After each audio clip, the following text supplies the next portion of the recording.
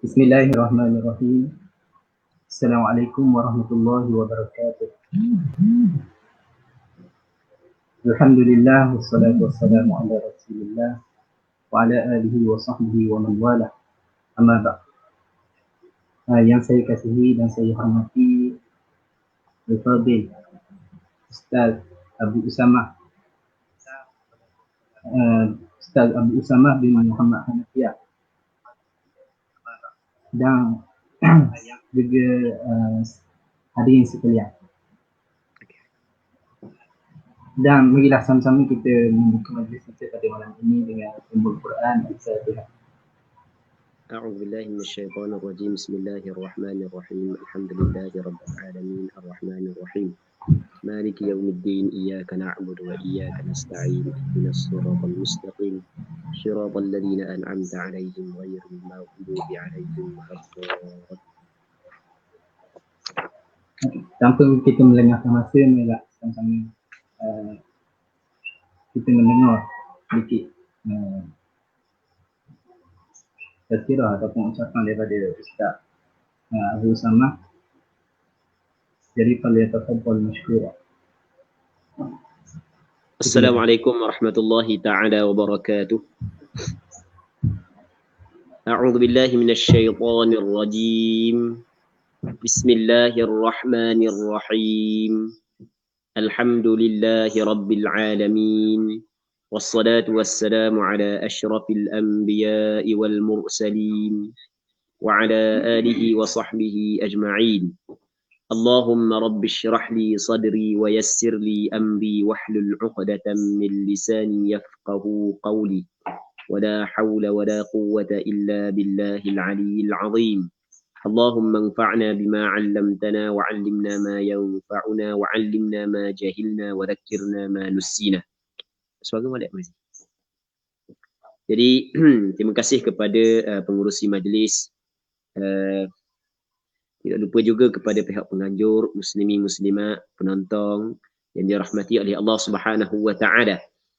Jadi insya-Allah kita sambung balik pengajian kitab Minhajul Talibin yang dikarang oleh Imam Nawawi rahimahullah subhanahu wa taala, suatu kitab yang penuh dengan keberkatan yang dikarang oleh seorang ulama yang cukup terkenal dan dikenali sebagai Abu Zakaria Yahya bin Sharaf An-Nawawi rahimahullahu subhanahu wa ta'ala wa nafa'ana Allahu bi'ulumihi fid darain amin.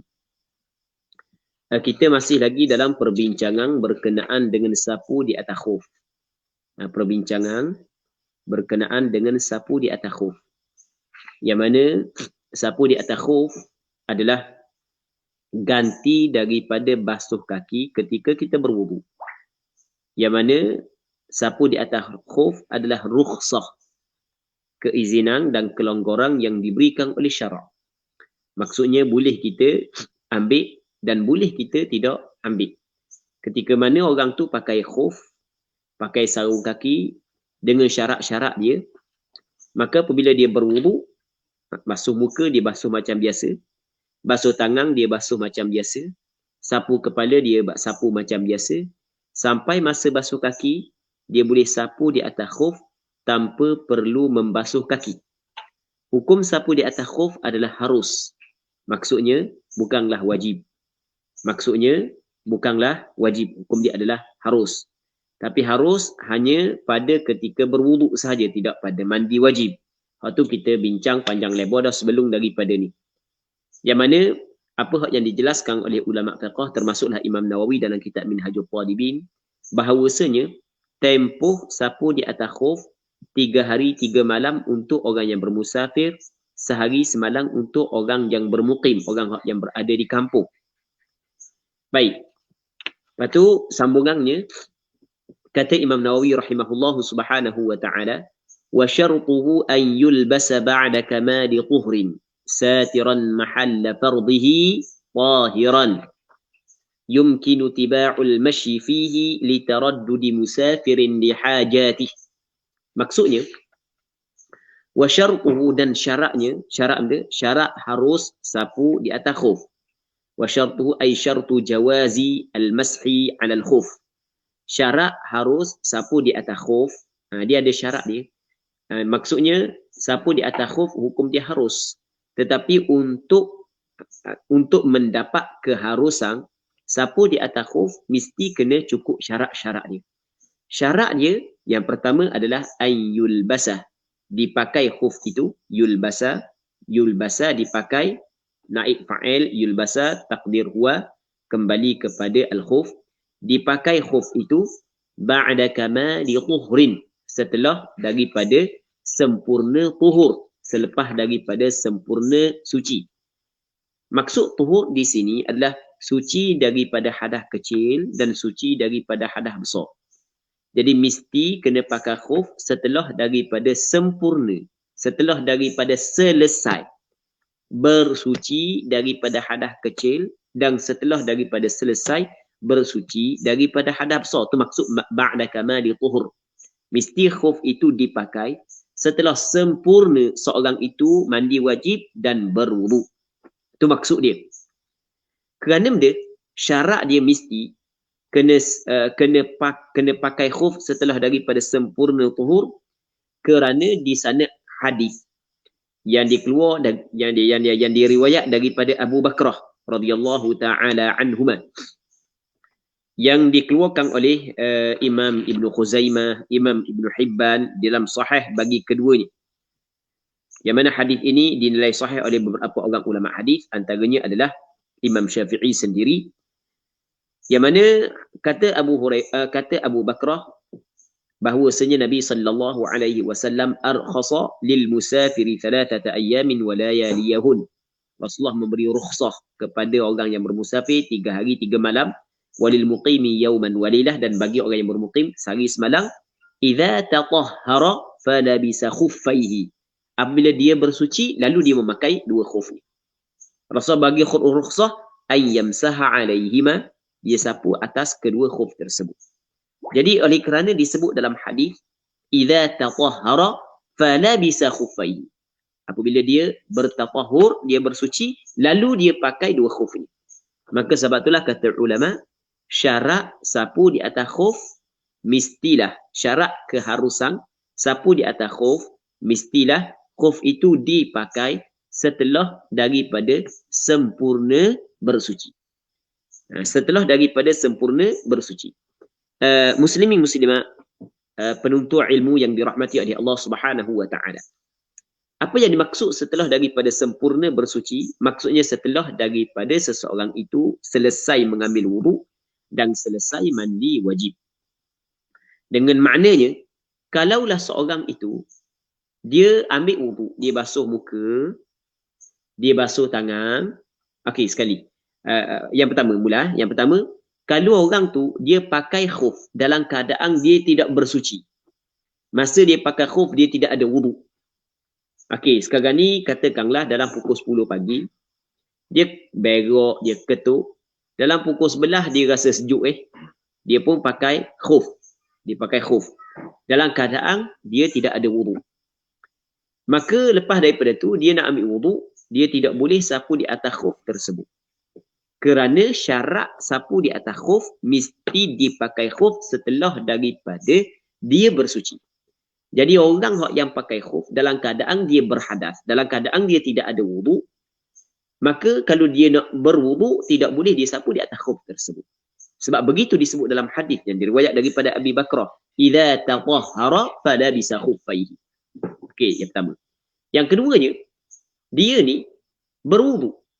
Tapi sebelum daripada basuh kaki, lepas daripada dibasuh muka, dibasuh tangan, sapu kepala, sebelum daripada dibasuh kaki, dia pun pakai lalu khuf. Dia pakai. Lepas daripada dia pakai, dia pun ambil air, dia pun basuh kaki di dalam khuf. Jadi bermakna dia pakai khuf sebelum daripada sempurna bersuci. Maka apabila dia boleh dia sembahyang sebab dia ada wudu, sebab dia basuh kaki. Nanti apabila dia berhadas, dia ambil wudu, dia tidak boleh sapu di atas khuf. Bahkan mesti dia kena basuh kaki kerana dia pakai khuf sebelum daripada sempurna bersuci. Okey, 2. Yang ketiga, dia ni ambil wudu, dia basuh muka. Lepas tu, dibasuh tangan. Disapu kepala. Dia pun basuh kaki kanan. Sebelum daripada dia basuh kaki kiri, tiba-tiba dia masukkan kaki kanan dalam khuf. Lepas daripada dia pakai khuf kaki kanan, barulah dia basuh kaki kiri, lepas tu dia pakai khuf pula. Maka kata ulama, tidak boleh dia sapu di atas khuf kalau dia nak mengambil wuduk selepas daripada dia. Kerana benda? Kerana dia telah memakai khuf sebelum daripada sempurna bersuci. Tu kita kena faham apakah yang dimaksud ayyul basa ba'da kamali tuhur. Bagi mereka yang pakai khuf, sebelum daripada sempurna bersuci, sebelum daripada selesai mengambil wuduk, sebagai contoh, dia basuh muka, basuh tangan, sapu kepala, lepas tu dia pun pakai khuf, dia pun basuh kaki dalam khuf. Ataupun dia basuh sebelah kaki kanan, dia masuk dalam khuf, lepas tu dia pun basuh kaki kiri, masuk dalam khuf. Maka caranya adalah dia kena pecah dulu. Ketika dia ada wuduk, dia kena pecah dulu khuf, lepas tu dia kena pakai mula. Barulah dia boleh sapu di atas khuf setelah daripada dia berhadas, lepas daripada itu. Dia pakai semula ni bukan maksud cabut terus. Yang penting dia kena cabut kaki dia daripada kawasan tapak kaki. Maksudnya kan khuf dia ada kawasan tapak kaki, lepas tu kawasan keting kita. Kita ada kawasan keting dipanggil kan. Kita panggil keting ke benda? Keting dah ke panggil benda? Beti, beti. Kawasan beti. Kita panggil beti lah kan, kawasan beti. Jadi dia akak tubik kawasan beti pun apa dah. Akak kaki masuk kawasan beti, tok semula. Sebab apa kena buat gitu pada sama je? Betul sama. Tetapi oleh kerana dalam hadis Rasul, dia kata Abu Bakrah, idza tatahhara falabisa khuffai. Apabila dia bersuci, lalu dia pakai khuf. Ketika Rasulullah mengambil wuduk, lepas tu Rasulullah pakai khuf, maka ada sahabat menundukkan kepala kerana nak cabut khuf Rasulullah agar Rasulullah boleh basuh kaki.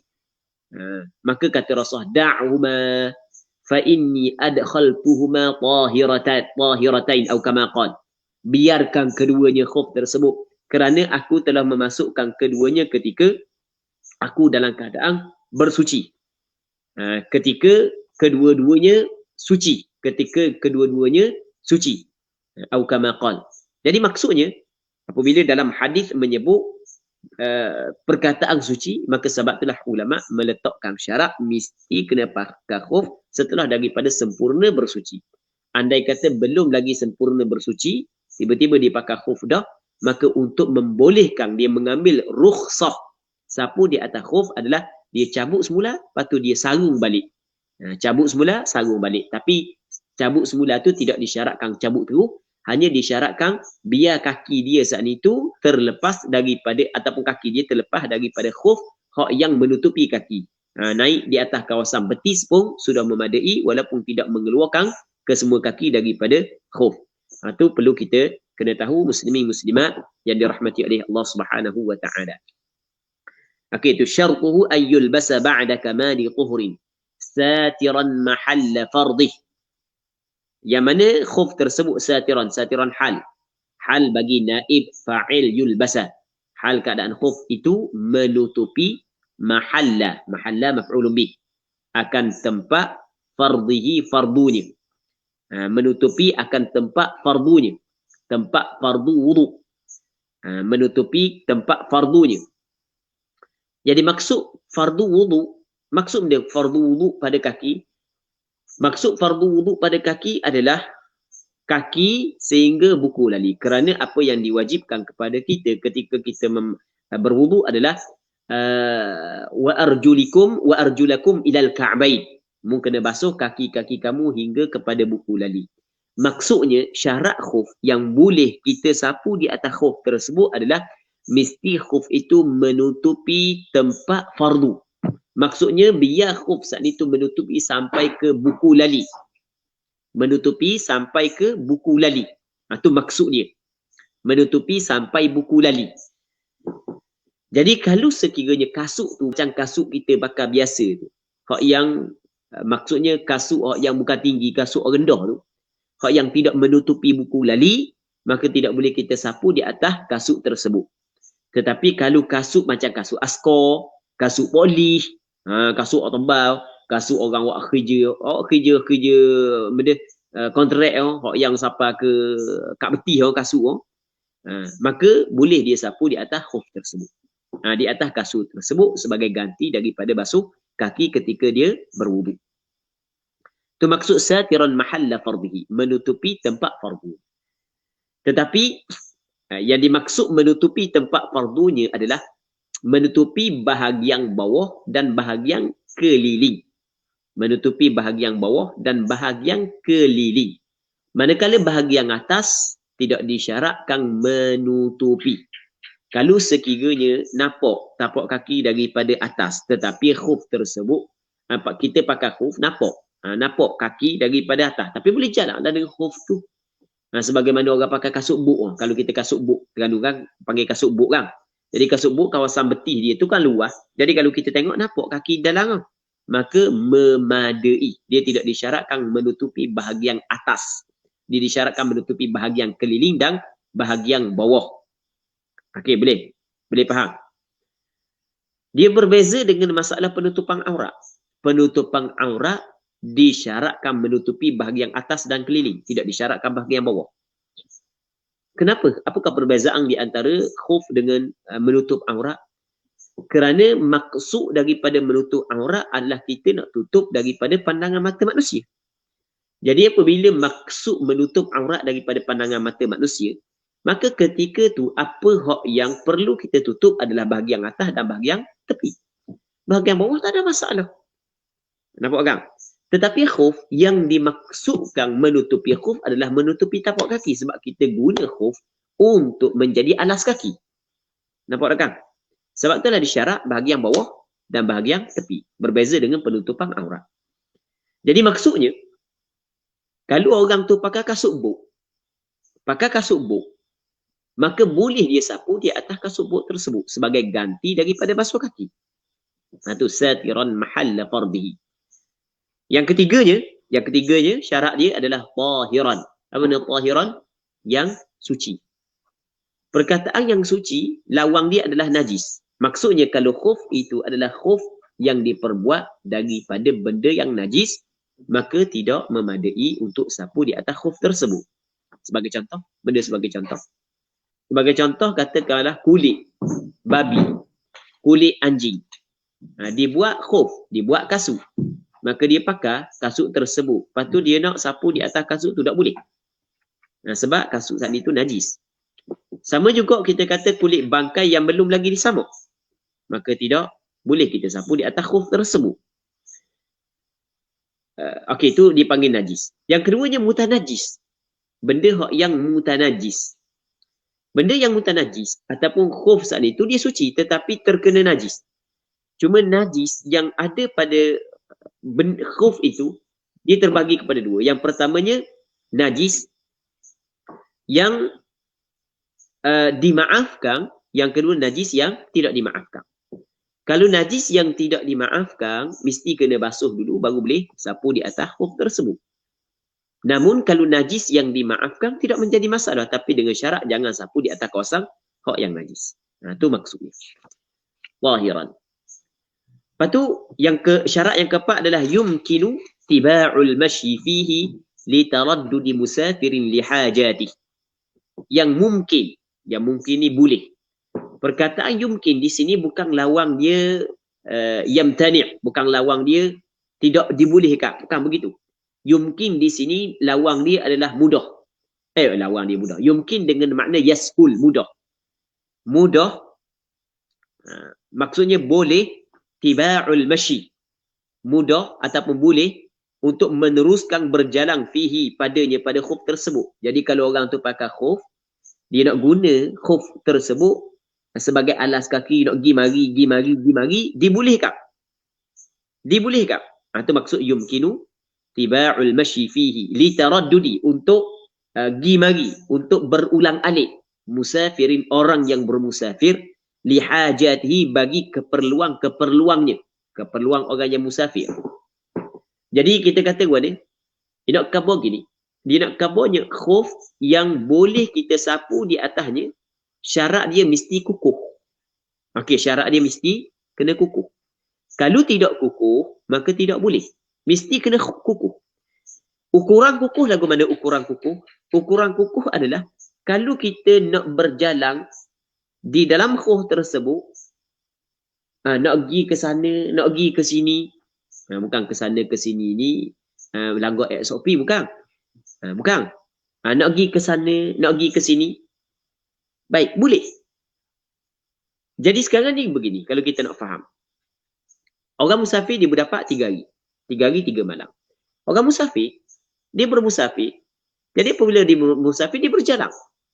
Dia naik kenderaan, dia berjalan, dia berehat, turun, berhenti sekejap, nak pergi buang air, berhenti sekejap, nak cari kayu api, berhenti sekejap, nak cari makanan binatang, berhenti sekejap. Ni cara dulu.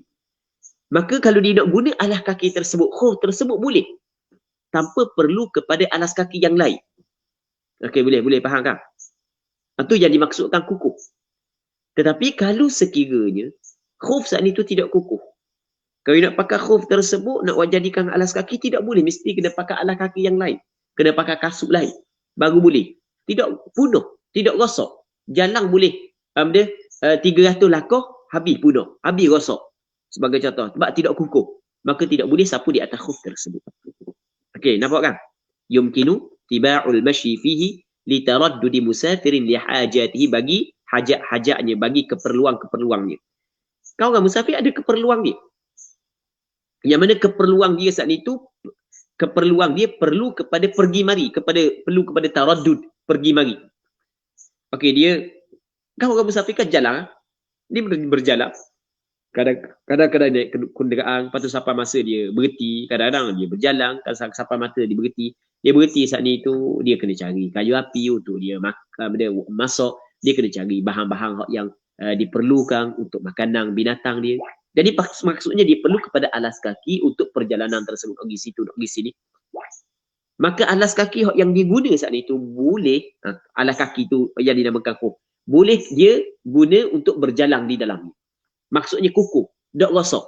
Tidak perlu kepada alas kaki yang lain untuk menghalang daripada khuf saat itu rosak. Tidak perlu kepada alas kaki yang lain. Ketika tu barulah boleh sapu di atas khuf itu.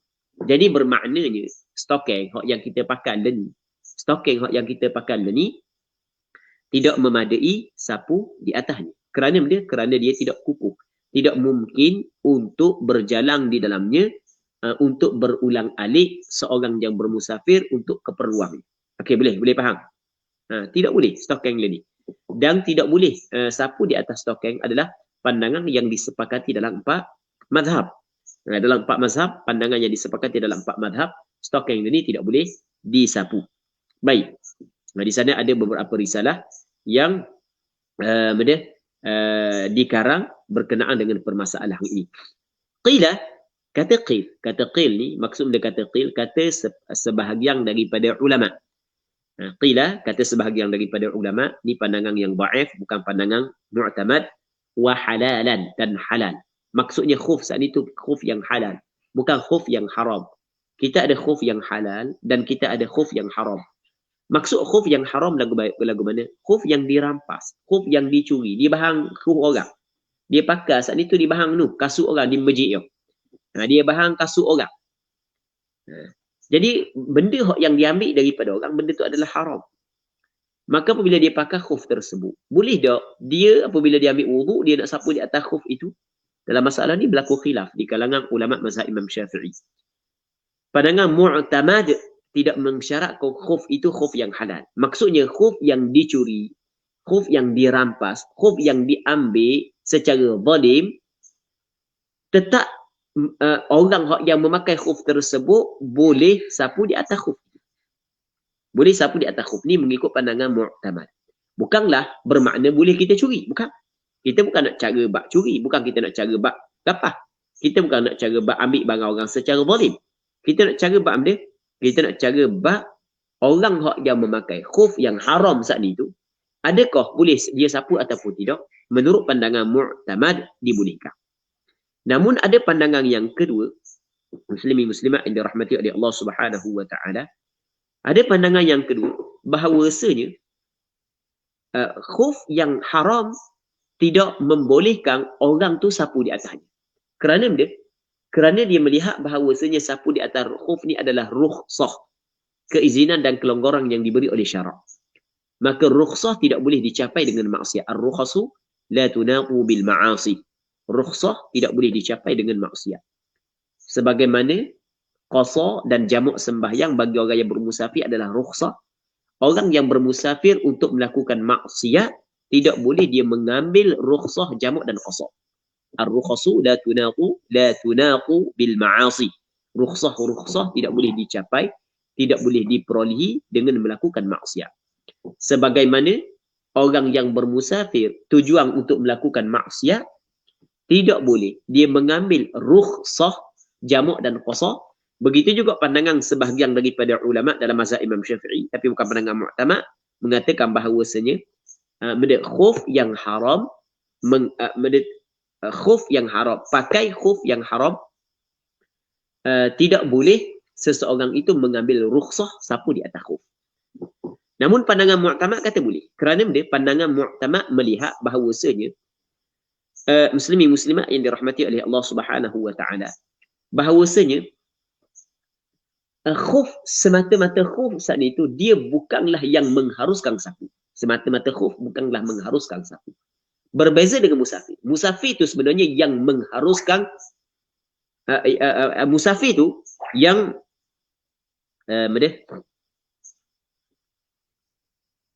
musafir itu yang mengharuskan qasa dan jamak. Musafir itu yang mengharuskan qasa dan jamak.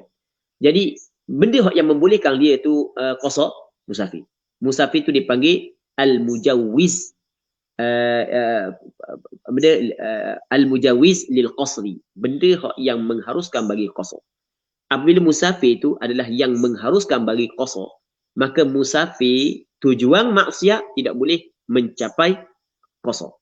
Manakala sapu di atas khuf, bukan khuf itu yang mengharuskan sapu. Bukan khuf yang mengharuskan sapu. Cuma khuf ni adalah sebagai penyempurna kepada rukhsah sapu. Dia lain. Penyempurna kepada rukhsah lain daripada yang mengharuskan rukhsah. Lain ya. Penyempurna kepada rukhsah lain daripada yang mengharuskan rukhsah. Kalulah safar, permusafiran adalah yang mengharuskan qasar. Faham? Permusafiran yang mengharuskan qasar. Maka apabila permusafiran itu yang mengharuskan qasar, maka permusafiran kerana maksiat, tujuan maksiat, dia tidak boleh mencapai rukhsah qasar. Manakala khuf, dia bukanlah yang mengharuskan sapu. Bukanlah yang mengharuskan sapu. Cuma khuf ni adalah penyempurna kepada rukhsah sapu. Dia hanya penyempurna. Maka ketika tu boleh oleh kerana dia bukan yang mengharuskan sapu, bukan dia adalah penyempurna kepada rukhsah sapu, maka khuf yang haram dia tidaklah menghalang seseorang itu daripada sapu di atas khuf tersebut. Okey, jelas ha? Maksudnya maksudnya kaedah ar-rukhasu la tunaqu bil ma'asi tidak boleh digunakan pada masalah khuf yang haram. Okey, jelas. Muslimin muslimat yang dirahmati oleh Allah Subhanahu wa taala. Seterusnya katanya wala yujzi'u mansujun la yamna'u ma'an fil asah. Tidak memadai. Itu la yujzi'u, tidak memadai. Tidak memadai. Maksudnya tidak memadai dan jadi benda ni. Itu makna tidak memadai. Tidak memadai mansuj, maksudnya khufun mansuj, khuf yang ditenung. Khuf yang ditenung, maksudnya yang dibuat secara tenung. Tenung tahulah ke tenung kan? Ke tak tahu min? Tenung min? Tak tahu tenung. Biasa tengok orang tenung kain. Dia batik pula. Tak biasa tengok. Orang tenung tak biasa tengok. Tak ada di bijak. Orang pakai benang. Tengok ada TV. Kenal kau tahu lah. Saat ni kata tak tahu. Tidak memadai khuf yang ditenung. Bukan tenung dengan mata Tenung, orang panggil gitu, tenung tau. La yamna'u ma'an, yang tidak menghalang akan air. Yang tidak menghalang ia akan air. Maksudnya, khuf yang diperbuat secara tenung, yang mana kalau kita cucu air atas, air akan meresap. Sampai kena kaki. maka tidak memadai sapu di atas khuf tersebut.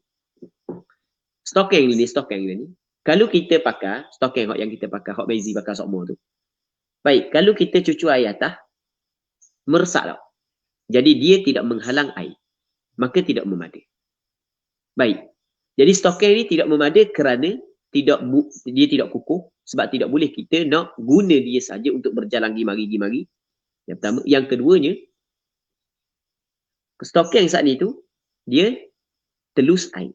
Okey. Dua syarat tidak cukup pada stokeng. Okey, nampak kan? Dua syarat tidak cukup pada stokeng yang kita pakai untuk sapu di atas stokeng tersebut. Di stokeng dalam bahasa Arab dipanggil jawrab. Di sana ada hadis yang menyebut bahawasanya Rasulullah sallallahu alaihi wasallam sapu di atas jawarib, di atas stokeng. Cuma kita kena tahu yang pertama sekali perbahasan hadis itu ada perbahasan di kalangan ulama. Maksudnya ada perbincangan yang panjang berkenaan dengan hadis itu. Cuma anda tidak bincanglah perbincangan yang panjang. Di sana ada pandangan-pandangan yang mengatakan perkataan jawarib saat itu ada masalah. Okey, walau bagaimanapun masih lagi ada pandangan ulama yang mengatakan hadis itu masih lagi hadis yang makbul, boleh diterima. Itu yang pertama. Yang keduanya kita kena tahu bahawasanya jawarib stokeng yang kita kata stokeng ni dengan jawarib yang disebut dalam hadis tu, andai kata kita terima sebagai hadis makbul, walaupun nama sama tetapi hakikat berbeza. Kita jangan samakan stokeng yang kita pakai di zaman kita dengan stokeng yang dipakai di zaman Nabi sallallahu alaihi wasallam. Jadi walaupun nama sama, atas pandangan sebahagian daripada ulama bahawasanya hadis itu masih lagi boleh diterima.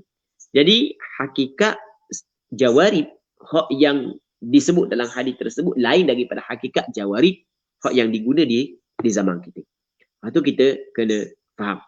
Jadi kalau kita tengok bahawasanya jawarib yang dipakai di zaman dulu adalah jawarib yang cukup syarat-syarat yang disebut di sini yang boleh sapu di atas jawarib tersebut. Wallahu a'lam. Baik. Muslimin muslimat yang dirahmati oleh Allah Subhanahu wa taala. Seterusnya wala jurmuqani fil azhar, dan tidak memadai juga tu wala jurmuqan, ataf pada mansuj wa hur'atab, la tu dipanggil taukid an-nafi, mengkuatkan mentaukidkan nafi. Jurmuqan ma'tuf di atas mansuj, maksudnya wala ay wala yujzi'u jurmuqani fil azhar, tidak memadai oleh jurmuqan, dua jurmuq. Dia jurmuq ni maksudnya kalau mengikut istilah ulama fiqh, jurmuq adalah khuf di atas khuf. Maksud dia khuf di atas khuf, dia pakai dua lapis. Dia pakai dua lapis. Memadai tak? Sapu di atas dia jurmuq, maksudnya khuf yang dipakai di atas khuf. Okey. Kita pakai khuf se. Lepas tu kita pakai se lagi luar. Hak luar tu dipanggil dia jurmuq. Nampak tak? Hak luar tu dipanggil jurmuq. Maksudnya khuf yang dipakai di atas khuf. Itu jadi maksud dengan jurmuq mengikut istilah ulama fiqh. Jadi dia pakai dua. Jadi apabila dia pakai dua, maka kalau nak sapu di atas hak yang atas tidak memadai. Nak sapu hak yang atas tidak memadai. Ini mengikut al-azhar. Ini pandangan mu'tamad. Okey. Cuma kita perincikan lagi dalam masalah ni kita perincikan. Yang dimaksudkan tidak memadai kita sapu di atas jurmuq, maksudnya khuf yang dipakai di atas khuf, kita nak sapu di atas tu tidak memadai. Andai kata kedua-duanya boleh disapu. Maksud dia boleh disapu cukup syarat. Katakanlah Humaizi pakai khuf satu. Yang mana khuf yang dipakai yang pertama ni cukup syarat. Maksud dia cukup syarat, yang pertama kukuh, yang keduanya menutupi kawasan fardu, yang ketiganya suci, yang keempatnya dia tidak tembus air. Kalau melekang melalui salung tempat jahitan tu tak ada masalah, tu dimaafkan. Tempat jahitan tak ada masalah. Ni lain daripada tempat jahitan. Okey. Begitu juga hak atas tu. Hak yang kedua pun sama juga. Maksudnya hak bawah tu layak untuk disapu, hak atasnya layak untuk disapu. Maksudnya kedua-dua layak untuk disapu, cukup syarat dia. Maka tidak memadai sapu hak atas. Kalau nak sapu, kena sapu hak bawah. Nampak kan? Kena sapu hak bawah. Baik. Satu.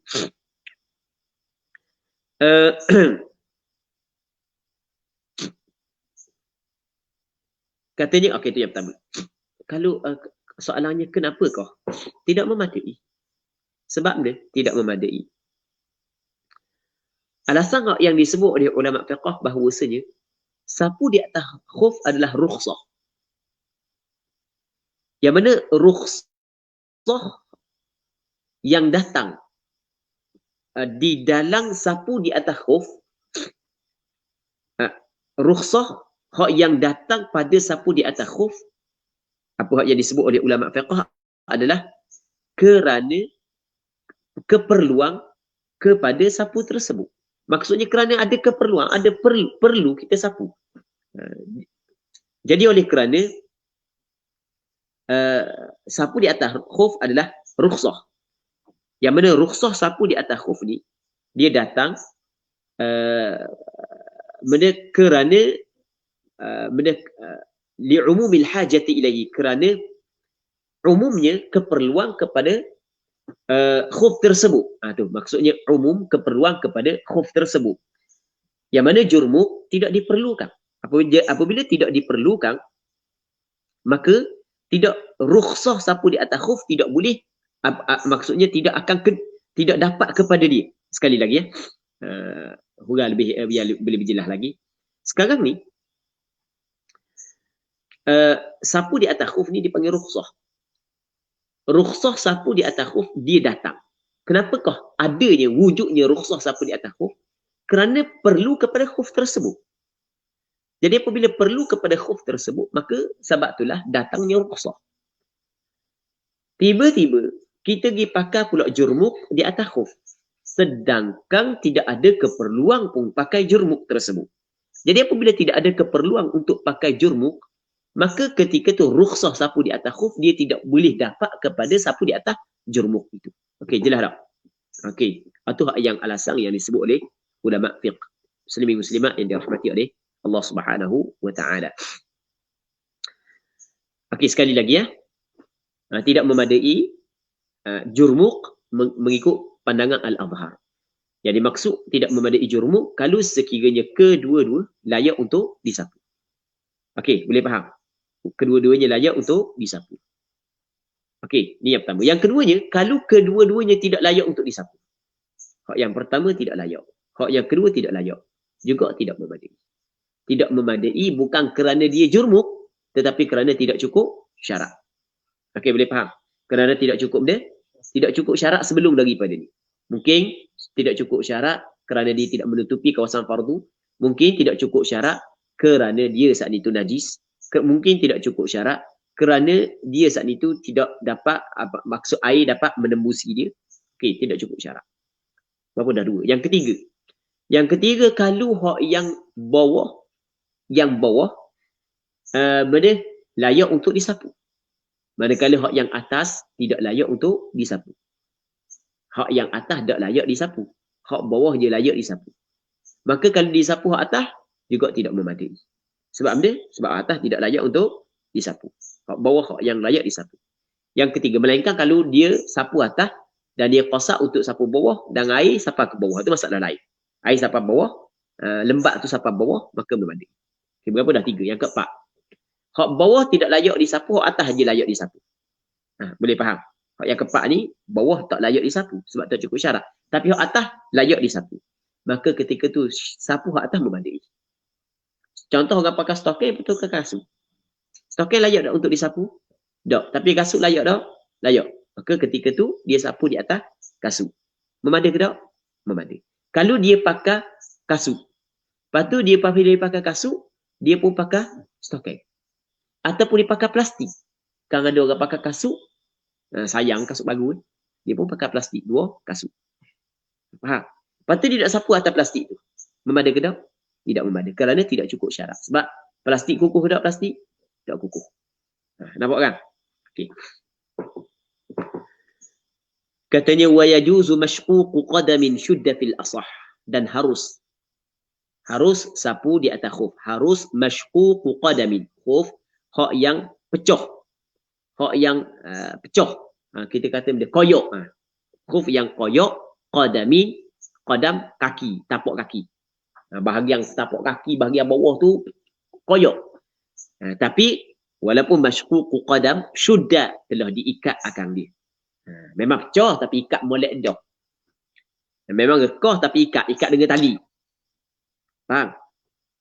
Memang terbelah. Khuf tu terbelah tapi kita ikat dengan tali. Kita buat contoh ginilah. Kita buat contoh kasut. Kan kasut kan? Kasut saat itu dia ada kasut yang kita pakai tali. Nampak tak? Kasut pakai tali. Nampak tak Mezia? Kasut pakai tali. Yang mana bahagian yang terbuka tu start daripada hujung kaki. Start daripada hujung kaki terbuka. Kasut start daripada hujung kaki terbuka. Terbelah. Jadi untuk tutup kita pun ambil tali. Dia ada tempat tak tali dia. Tak tali. Contoh kita kata panjang lagi lah terbelah. Kita buat contoh start daripada hujung kaki terbelah. Jadi kalau kita tak tali, gohong tapak kaki. Faham? Okey, ni tapak kaki kita, ni tapak kaki kita, ni tapak kaki kita. Tapak kaki sebab kita kemudian bahagian atas dimaafkan kan. Melainkan kalau bahagian atas terbelah, bahagian atas siapa nak jalan, ada boleh juga. Sebab di sekarang ni tujuan tu guna untuk berjalan. Sekarang ni tapak kaki kita. Dia terbelah bawah tu. Terbelah. Jadi kalau pakai bawah memang nampak lah. Cuma kita ikat dah. Kita ikat. Jadi tutup lah. Tutup dengan ikat. Maka boleh tak sapu? Boleh sapu. Tapi kalau tidak diikat, terbelah kaki. Nampak tubik ibu jari. Ibu jari nampak. Maka tidak memadai. Okey, habis. Katanya wa yusannu mashu a'lahu wa asfalihi khututan, dan disunatkan. Sunat sapu bahagian atasnya, atas khuf, wa asfalihi, dan bahagian bawah. Khututan, sapu bahagian atas dan bahagian bawah secara khutut. Apa dia secara khutut? Buat garisan. Gini. Itu khutut. Bahagian bawah, okey, ni kita kata ni bahagian atas, ni bahagian bawah. Bahagian bawah kita ambil kaki, bahagian bawah molek dengan tangan kiri. Kita ambil daripada tumit naik begitu. Faham? Bahagian atas kita ambil tangan kanan buat begitu. Okey, kaki kita. Okey, kita nak guna kaki kita. Okey, ni kaki. Kat tangan dia. Okey, gitulah. Gitu. Buat lagu mana pun. Dia sapu ni, sapu di atas khuf bukan semua sapu mesti kena rata tau. Sikit pun tak apa dah. Sapu di atas khuf, syarat dia asal kata nama sapu bahagian atas. Asal nama sapu bahagian atas. Sapu sikit, colek gitu je. Tak apa dah, bukan mesti kena kata. Ambil air sikit, sapu sikit memadai dah. Cuma hak yang paling comel. Ni hak yang disunatkan adalah kita sapu bahagian atas dan bahagian bawah dengan khutut. Benda khutut garisan gitu. Khat dah dengan khutut garisan gitu. Okey, ni kaki kita ambil gini. Faham? Kat bawah gitu. Sunat buat gitu. Katanya wa yakfi, dan memadai musamma mashin yuhadil farda. Apa yang dinamakan sapu yang membetuli, yang bertentangan akan al-farda. Farda ay mahall al-fardi, tempat fardu. Illa asfal ar-rijli, melainkan bahagian bawah kaki. Maksudnya, lepas tu wa'aqibaha, dan tumitnya kaki.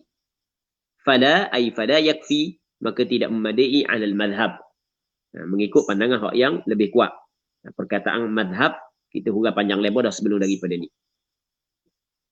Maksudnya memadai apa yang dinamakan sapu. Asal kata sapu je. Tapi kena ingat, yang pertama, asal hak yang dinamakan sapu kena letak bahagian yang bertentangan dengan fardu. Bertentangan dengan tempat fardu. Jadi bermakna kalau kita sapu bahagian atas betih, memadai ke tak? Tidak memadai. Nampak? Illa asfalar rijli, melainkan di bawah kaki. Di bawah kaki tidak memadai. Ni, di bawah tak memadai. Mesti kena bahagian atas. Bawah tak memadai. Tepi tidak memadai. Tumit tidak memadai. Mesti kena bahagian atas ni. Sebab apa? Sebab kata Sayyidina Ali, di sana ada athar yang diriwayat daripada Sayyidina Ali radhiyallahu ta'ala anhu yang dikeluarkan oleh Imam Abu Daud dalam kitab sunangnya, Yang mana kata Sayyidina Ali, "Lau kana ad-dinu bir-ra'yi lakana asfalul khuffi أولى بالمسح من أعلاه وقد رأيت رسول الله صلى الله عليه وسلم يمسح على ظاهر خفيه."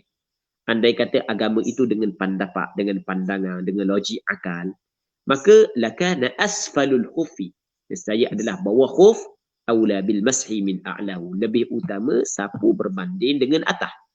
Bahagian bawah lebih utama sapu bahagian berbanding dengan bahagian atas. Sebab hak yang kotor bahagian bawah ke bahagian atas? Bahagian bawah yang sepatutnya kena air bahagian bawah yang sepatutnya. Tetapi kata Sayyidina Ali, tetapi aku melihat Rasulullah sallallahu alaihi wasallam sapu ala zahiri khuffai, di atas zahir belakang khuffai ni bahagian atas ni. Baik. Sebab itulah syarat dia mesti bahagian atas. Bahagian tumit tidak memadai, bahagian bawah juga tidak memadai. Muslimin muslimat yang dirahmati oleh Allah Subhanahu wa taala. Jadi kesimpulan, apa hak yang penting ketika sapu ni adalah yang pertama asal nama sapu, yang keduanya mesti kena bahagian atas. Yang ketiganya bahagian atas yang bertentangan dengan kawasan fardu. Ini 3 perkara. Qultu, berkata oleh aku. Siapa aku? Imam Nawawi. Ini benda ni tidak disebut dalam kitab Muharrar. Harfuhu ka asfalihi wallahu a'lam. Tepinya, tepi khuf seperti bahagian bawah. Bahagian bawah memada tak tadi? Tidak memada kan? Jadi tepi seperti bahagian bawah. Maksudnya memada ke tak? Tidak memada. Mana tepi? Ini tepi. Tidak memada. Wallahu a'lam. Baik. Katanya wala masha li syakin fi baqa'il muddah. Tidak ada sapu, tidak ada jenis sapu. Tidak ada sapu. Disyakin, bagi orang yang syok, fi baqa'il muddah, pada baqa'il muddah, pada berbaki tempoh. Dulu kita kata tempoh orang yang bermusafir 3 hari 3 malam. Orang yang bermukim sehari semalam. Orang ni dia ingat, mula bila aku sapu? Aku dah ingat dah. Mula bila aku berhadah? Kan kita dulu kita bincang permulaan tempoh 3 hari 3 malam dan sehari semalam, dia bermula daripada seorang tu berhadas setelah daripada dipakai. Tidak gitu? Setelah daripada dia berhadas. Jadi bila aku berhadas, aku lupa dah cukup lagi sehari semalam ke tak cukup lagi. Dia kalau dalam bab lain, bab lain 3 ke 4 kita kira 3. Kita ambil sikit. Tapi ni cukup ke tak lagi, cukup ke tak lagi. Dan kalau kira cukup ke tak lagi, sekarang ni kita diharuskan sapu. Kalau kita ambil kaedahnya, tak cukup lagi sebab kita syok. Cukup dah kan? Hak yang yakin tak cukup lagi. Tapi dalam masalah sapu tidak boleh. Bila syok, cukup ke tak lagi, tak boleh sapu dah. Mesti kena basuh kaki semula. Mesti kena basuh kaki. Sebab apa? Sebab kena ingat, sapu adalah rukhsah. Sapu adalah rukhsah. Rukhsah tidak boleh dicapai dengan syok. Itu kaedah. Kaedah rukhsah tidak boleh dicapai dengan syok. Ketika syok, maka tidak boleh mengambil rukhsah. Ia lain. Daripada 3 ke 4, aku buat kedak lagi, kira tak buat. Benda tumit fajar kedak lagi ya. Tak tumit fajar lagi, boleh makan. Faham lagi? Nampak kan? Masuk garik kedak lagi, tak lagi. Okey, nampak tak? Habis dah lagi, tempoh habis ke tak lagi? Maka habis dah. Dah warna jadi lain. Kerana sapu di atas khuf adalah rukhsah. Rukhsah tidak boleh dicapai ketika wujudnya syok. Itu kena ingat. Baik. Fa in ajnaba wajib tajdidul lubs. Sekiranya berjunub ia kembali kepada syakhsun seorang. Berjunub ataupun berhadas besar, haid datang nifas, bersalin, wajib tajdidul lubsin, wajib membaharukan pakai, kena pakai semula. Kerana di dalam hadis yang diriwayat daripada Safwan bin Asal radhiyallahu taala anhu yang dikeluarkan oleh Imam Tirmizi, yang mana kata Safwan bin Asal, kana Rasulullah sallallahu alaihi wasallam ya'muruna idza kunna musafirin alla nanzi'a khifafana 3 ayamin bilayalihinna illa min janabah. Rasulullah memerintahkan kepada kami ketika kami bermusafir bahawa kami tidak mencabut khuf-khuf kami selama 3 hari 3 malam melainkan dari kerana berjunub. Maksudnya dalam hadis tersebut kata Safwan bin Asal illa min janabah, melainkan dari kerana berjunub. Apabila berjunub kena cabut khuf. Sebab itulah apabila berjunub wajib membaharukan sapu. Membaharukan pakai. Bukan sapu. Anda tak mana sapu tadi kan? Lu bersih. Pakai dah. Betul dah. Membaharukan pakai. Maksudnya dia pakai mula. Sebab apabila apabila berjunub maka kira batal dah. Sapu batal dah. Mesti dia kena mesti kena mandi, lepas tu kena basuh kaki, lepas tu barulah pakai semula. Sebab dalam hadis menyebut begitu. Okey, boleh jelas. Wa man naza'ah wa huwa bi tuhril mashi wa huwa bi tuhril mashi ghasala qadamai wa fi qawlin yatawadda. Barang siapa yang mencabut dah dia cabut khuf. Dia cabut khuf wa huwa padahal ia bi tuhril mashi dengan suci sapu.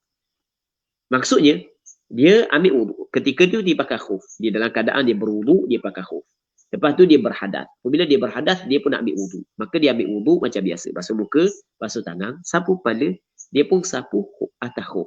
Dia pun sembahyang. Lepas sembahyang, dia saat itu masih lagi bersuci. Tapi suci kerana dia sapu di atas khuf. Itu maksud biquhril mashi. Bukan suci basuh kaki dah. Dalam keadaan dia belum lagi berhadas, tiba-tiba dia pecah khuf. Maka apabila dia pecah khuf, adakah batal wuduk dia ataupun batal sapu sahaja? Nampak lagi?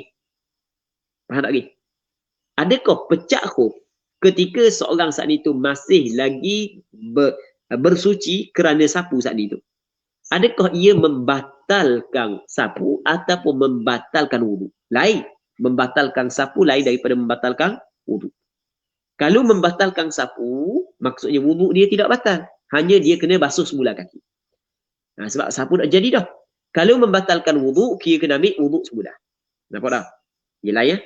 Dia membatalkan sapu lain daripada membatalkan wuduk. Cabut khuf ketika seorang masih lagi bersuci, tidak berhadas. Yang mana dia bersuci kerana memakai khuf. Kerana sapu di atas khuf. Bersuci dengan sebab sapu di atas khuf. Apabila dia cabut khuf, maka batal sapu. Dengan maksud, mesti dia kena basuh kaki semula kalau dia nak sembahyang dengan wuduk tersebut. Tidak perlu dia ambil wuduk balik. Tetapi pandangan yang kedua mengatakan bukan batal sapu, bukan batal apa? Batal wuduk. Okey, jadi dia kena ambil wuduk semula. Macam ginilah. Kita sembahyang qasar. Kita nak sembahyang qasar. Tiba-tiba kita ikut orang sembahyang tamam. Jadi apabila kita nak sembahyang qasar, tiba-tiba kita ikut orang sembahyang tamam, maka batal sembahyang ke batal qasar? Batal qasar. Sembahyang batal ke tak? Tak. Apa yang diwajibkan kepada kita buat? Secara tamam. Baik. Tu maksud wa man naza'a wa huwa bi tuhril mashi. Sesiapa yang cabut khuf. Sedangkan masih lagi ada tempoh dia. Dia masih lagi berada dalam tempoh. Maksudnya tak cukup lagi sehari semalam. Bagi orang yang bermukim, tidak cukup lagi 3 hari 3 malam bagi orang yang bermusafir. Wa huwa padahal ia waw haliyah. Wa mubtada. Bi tuhril masih khabar. Jumlah tu dipanggil jumlah haliyah. Yang mana jumlah haliyah ni, dia berada di tengah-tengah di antara syarat dengan jawab. Jumlah haliyah dia berada di tengah-tengah di antara syarat dengan jawab. Man naza'a syarat ghasala qadamaihi adalah jawab. Barang siapa yang dia cabut khuf. Sedangkan masih lagi dalam tempoh dia. Dan dia saat itu dengan suci sapu. Maka ghasala qadamaihi. Misalnya dia basuh balik 2 kaki. Bila basuh 2 kaki tak perlu ambil wuduk semula. Basuh 2 kaki je sebab sapu batal. Wa fi qaulin pada satu pandangan, ini bukan pandangan mu'tamad. Ini pandangan dhaif dalam mazhab Imam Syafi'i. Yatawadda, berwuduk ya. Maksudnya kena ambil wuduk semula. Maksudnya bukan batal sapu tapi batal wuduk. Wallahu a'lam. Seterusnya babul ghusli mujibuhu mautun. Wallahu subhanahu wa ta'ala a'la wa a'lam. Sallallahu ala sayyidina Muhammadin nabiyil ummi wa ala alihi wa sahbihi ajma'in walhamdulillahi rabbil alamin.